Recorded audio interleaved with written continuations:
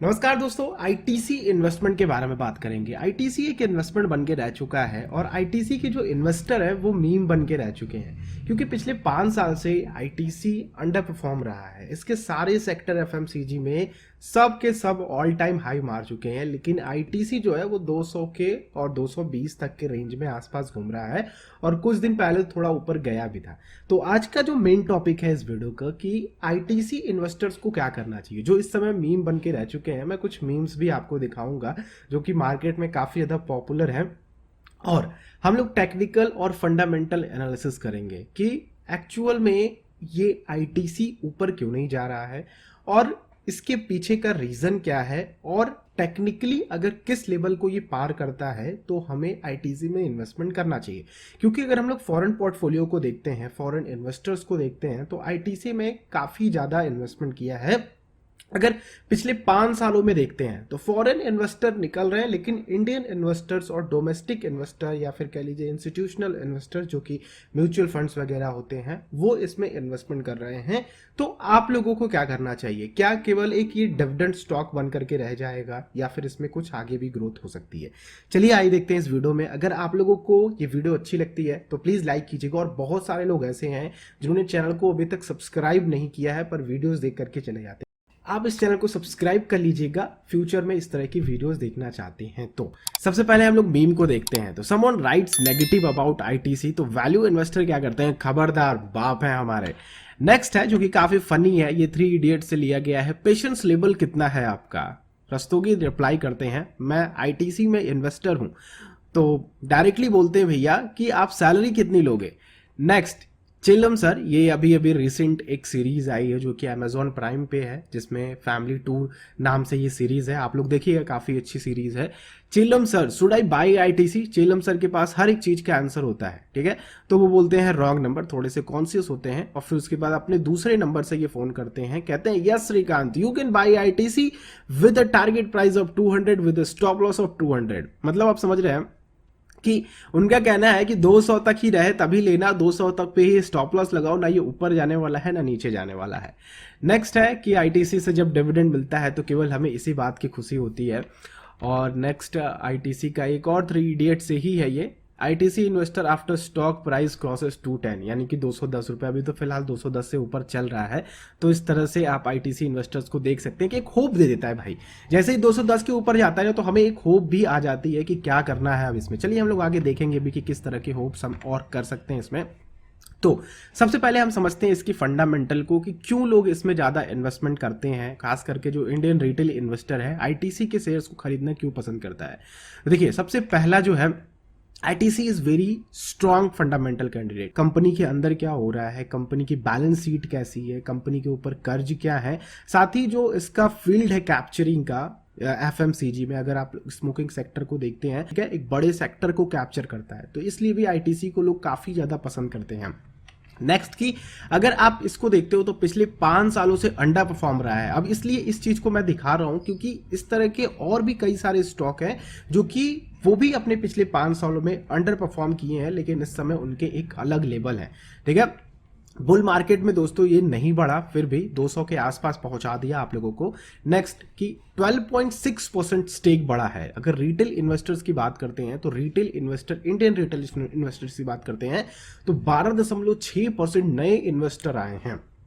जैसा कि मैंने आप लोगों को कहा कि फॉरेन इन्वेस्टर निकल रहे हैं, लेकिन रिटेल इन्वेस्टर जो हैं इसके साथ बन रहे हैं। नेक्स्ट की आईटीसी वर्सेस एफएमसीजी सेक्टर 2003 से 7 में देखते हो, ठीक है। तो वहां पे क्या था, जैसे कि एचुअल, नेस्ले, ब्रिटानिया, ये अंडर परफॉर्म कर रहे थे लाइक आईटीसी नाउ। यानी कि जैसे आईटीसी अभी परफॉर्म कर रहा है, अंडर परफॉर्म कर रहा है 200 के आसपास, वैसे ही एचुअल, नेस्ले, ब्रिटानिया जैसे स्टॉक उस समय अंडर परफॉर्म कर रहे थे, और ये एक लेवल में थे, जैसे कि आईटीसी एक लेवल में, एक रेंज में ऊपर नीचे साइडवेज एक्शन में घूम रहा है। नेक्स्ट कि ITC have use cash reserve large dividend, but ये सारा कुछ नहीं काम कर रहा है। आईटीसी के सारे जो एचआरस हैं, सारे डिपार्टमेंट हैं, जो हेड है, सीईओज है, सबका ये इंटरव्यूज आ रहा है कि भैया हम डिविडेंड तो दे चुके हैं, लगभग 50,000 करोड़ डिविडेंड दे चुके हैं, लेकिन इसका हमारे स्टॉक पे क्यों नहीं इफेक्ट पड़ रहा है। वो बड़ी सोचने और बड़ी थोड़ी सी कह लीजिए कि चिंताजनक बात है। फिर उसके बाद से थोड़ी सी आईटीसी में बूस्ट आई थी, जो कि हमें देखने को मिला था। नेक्स्ट है कि आईटीसी का जो एनुअल प्रॉफिट है वो डबल है एक्चुअल से, लेकिन जो मार्केट कैप है उसका आधा है। तो ये भी एक समझने वाली बात है कि भैया हाफ मार्केट कैप है, ज्यादा प्रॉफिट जनरेट कर रहा है, फिर भी ये बढ़ नहीं रहा। ये चलिए समझते हैं इस चीज को कि why big player dump the ITC shares. जैसे कि फॉरेन इन्वेस्टर्स की बात करें, फॉरेन पोर्टफोलियोज की बात करें, तो बहुत सारे, जैसे कि इट इज हैपनिंग सिंस 2015, पिछले 5 सालों से ये हो रहा है कि टिल जून 2021 एफआईआई होल्डिंग यानी कि फॉरेन इन्वेस्टर्स की होल्डिंग में 20.77% पहले थी और ये घट करके 11.74% हो गई है। 2015 में ये 20.77 थी, 2017 में 18.67 थी, 2016 में 20.027 थी, 2018 में 7% तक हुई, 19 में 15% हुई, 20 में 13.31% हुई, 21 में 11.74%, जो अभी रिसेंट डेटा है आप लोगों के सामने। नेक्स्ट कि इसका जो बेस्ट पार्ट है ना कि इसमें जो फॉरेन इन्वेस्टर्स हैं वो अपना पैसा हर क्वार्टरली विड्रॉ कर रहे हैं, हर 3 महीने पे ये पैसा विड्रॉ कर रहा है। ऐसा नहीं है कि सारा का सारा जो शेयर है वो एक साथ में डंप कर दे रहे हैं। इनको भी कहीं ना कहीं होप है कि इन 3 महीने में ये कुछ कर जाए एक्स्ट्रा, इन 3 महीने में ये कुछ कर जाए एक्स्ट्रा, इसलिए ये पैसा अपना धीरे धीरे निकाल रहे हैं। और एक साथ भी नहीं निकाल सकते, क्योंकि एक बार में अगर पैसा निकालते हैं तो फिर आईटीसी के शेयर्स जो है वो धड़ाम से गिरेंगे, क्योंकि एक दिन में सेलिंग आएगी तो धड़ाधड़ भी सेलिंग आ सकती है और हो सकता है उनको उस तरह की वैल्यूज भी ना देखने को, बहुत सारे अंदर की चीजें हो सकती हैं। नेक्स्ट इज कि now the FII holder are 816 till June 2021 and it was 1019 in 2015। वहीं पे अगर आप गवर्नमेंट ऑफ सिंगापुर को देखते हो तो उसने आईटीसी में लगभग 1.5% स्टेक ले रखा था और सब भी विड्रॉ कर दिया है। ठीक है, उसने एक साल में सारे के सारे अपने जो भी पैसे थे आईटीसी को सेल करके निकाल चुका है। तो ये भी एक चिंताजनक बात है कि अब ये लोग क्यों निकाल रहे हैं। ये इनका एक रीजन है कि आईटीसी का जो एक सेक्टर है या फिर मार्केट है वो स्मोकिंग सेक्टर से इसको ज़्यादा पैसा आता है, यानी कि इसका रेवेन्यू वहाँ से ज़्यादा जनरेट होता है। तो इनका कहना है कि गवर्नमेंट के किसी तरह के रूल्स आ गए या फिर इन सेक्टर में कंपटीशन बढ़ गया, दूसरी कंपनीज आ गई यहाँ पे, तो इनकी जो मोनोपोली है थोड़ी कम हो जाएगी, तो इनका जो प्रॉफिट है वो घट जाएगा। तो इसलिए भी फॉरेन इन्वेस्टर यहाँ से निकल रहे हैं। और चूंकि ये अंडर परफॉर्म रहा है पिछले 5 सालों से, 2015 से, जो कि मैं आप लोगों से बात कर रहा हूँ, और उसके बाद से पोर्टफोलियो विड्रॉ हुए हैं फॉरेन इन्वेस्टर्स के, बल्कि डोमेस्टिक इन्वेस्टर्स के पोर्टफोलियोज यहाँ पे बढ़े हैं, म्यूचुअल फंड्स के पोर्टफोलियोज यहाँ पे बढ़े हैं, रिटेल इन्वेस्टर्स के पोर्टफोलियो यहाँ पे बढ़े हैं। जैसे तो दोस्तों हम लोग आ गए अपने कंप्यूटर स्क्रीन पे, और इस स्क्रीन से आपको समझ में आएगा कि आपको आईटीसी में क्या करना है अभी फिलहाल के लिए।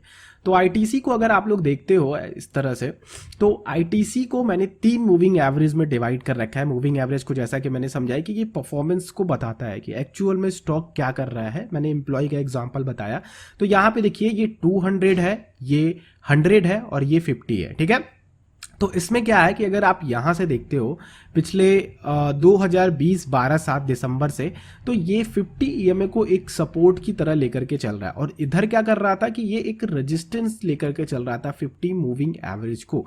तो यहाँ पे 50 मूविंग एवरेज को जैसे ही इसने क्रॉस किया, जैसे कि यहाँ पे अगर आप लोग देखते हो 50 मूविंग एवरेज को जैसे ही इसने क्रॉस किया, आप देख रहे होगे कितना बड़ा फॉल आया है इसमें, और ये फॉल काफी लंबा गया है। यहाँ पे अगर आप लोग देखते हो तो यहाँ तक का आपका फॉल आया है, और यहाँ से सपोर्ट लेकर के प्राइस दोबारा से ऊपर गई है। तो दोस्तों यहाँ पे अगर आप लोग समझते हो तो यहाँ पे आपको समझना है कि ये 50 मूविंग एवरेज एक सपोर्ट का काम कर रहा है आईटीसी के लिए। तो आईटीसी का ये एक सपोर्ट लाइन है, और अगर ये ब्रेक होता है तो डेफिनेटली आप लोगों को यहां से निकलना चाहिए, जो लोग भी आईटीसी में इन्वेस्टर हैं। और 100 ईएमए को क्रॉस करता है तो जो लोग भी फ्रेश बाइंग करना चाहते हैं वो आ सकते हैं, और फॉलोअप आने का इंतजार कीजिएगा। यानी कि 215 या फिर 216 के लेवल जाते हैं तो डेफिनेटली आप लोग इसको बाई कर सकते हैं, बट मैं नहीं कहूंगा कि आप जितना खरीदना चाहते हैं उतना खरीदें। अगर आप लोग पूरा पैसा लगाना चाहते हैं तो 200 EMA को क्रॉस होने दीजिए, ये वाला लेवल क्रॉस होने दीजिए। आप लोग भी investing.com का चार्ट खोल करके रख सकते हैं या फिर अलर्ट लगा सकते हैं कि 235 को पार करे तो ITC का एक नोटिफिकेशन आए या फिर आपको पता चल पाए, तो आप लोग ये ऐसा कर सकते हो। या फिर चैनल को भी सब्सक्राइब कर लोगे तो कुछ अच्छी मूवमेंट दिखेंगी तो मैं आप लोगों को अपडेट जरूर दूंगा। तो ये तो रही टेक्निकली कि यहाँ से आप लोगों को बाइंग अपनी स्टार्ट करनी चाहिए। और इसके बाद अगर गया तो डेफिनेटली जो आपके सपने हैं ITC से कि डिविडेंड भी आपको अच्छा मिलता रहे, वैल्यू स्टॉक भी है, अंडर परफॉर्म भी कर रहा है, तो फंडामेंटली तो स्ट्रांग है।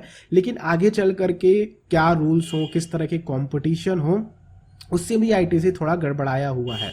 और फॉरेन इन्वेस्टर्स इतना निकल रहे हैं इसलिए भी ये इतना मूव नहीं कर पा रहा है। अब ऐसा नहीं है कि ITC को नज़र लग गई है या फिर वगैरह वगैरह।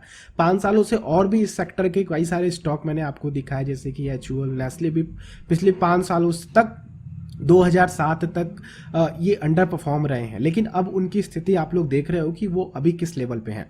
तो आई होप आप लोगों को ये सारी चीज़ें समझ में आई हैं जो मैं आपको देना चाहता था। और डेफिनेटली आप लोग यहाँ से कुछ ना कुछ तो सीख करके गए ही होंगे। तो ये है मूविंग एवरेज का कॉन्सेप्ट। अगर आप लोगों को कुछ लगता है कि हाँ भैया ITC में ये हो सकता है तो नीचे कमेंट करके मुझे बताइए। या फिर आप लोगों को अगर कुछ फंडामेंटल पता है, कुछ और भी रीज़न पता है, तो नीचे कमेंट करके मुझे बताइए। टेक्निकली तो मुझे अभी बाइंग नहीं लगता, लेकिन जो लोग भी एज अ डिविडेंड इन्वेस्टर देखते हैं, इन्वेस्टमेंट देखते हैं, तो उनके लिए तो हमेशा से ये बेस्ट ऑप्शन रहा है। क्योंकि ITC एक कह लीजिए कि अपने सेक्टर में, डिविडेंड सेक्टर में एक ऐसा स्टॉक है जो कि काफ़ी अंडर वैल्यूड है, जिसके ऊपर जाने के चांसेस 50-50% हैं और नीचे जाने के भी चांसेस हैं। क्योंकि फॉरेन इन्वेस्टर दोस्तों ऐसे ही नहीं निकलते हैं। फॉरेन इन्वेस्टर ने अपने बहुत सारे पोर्टफोलियो को खाली किया है। तो दोनों ही तरफ के चांसेस हैं। तो आप बताओ कि आपको क्या लगता है, नीचे कमेंट करके बताओ। ये वीडियो अच्छी लगी तो लाइक कीजिए। नेक्स्ट वीडियो आप लोग किस स्टॉक पे चाहते हो या फिर आप लोग अगर किसी के बारे में जानना चाहते हो तो वो नीचे आप लोग कमेंट करके मुझे बता सकते हो। फीडबैक जरूर लिखना। वीडियो अच्छी लगी तो लाइक कीजिए, दूसरों के साथ शेयर कीजिए। चैनल पे अगर आप लोग नए हैं तो सब्सक्राइब कर लें और बेल आइकन को क्लिक करेंगे तो आने वाली हर एक वीडियोस की नोटिफिकेशन इस तरह से आती रहेंगी। हम लोग नेक्स्ट वीडियो मिलते हैं। आप लोगों का दिन शुभ हो। जय हिंद।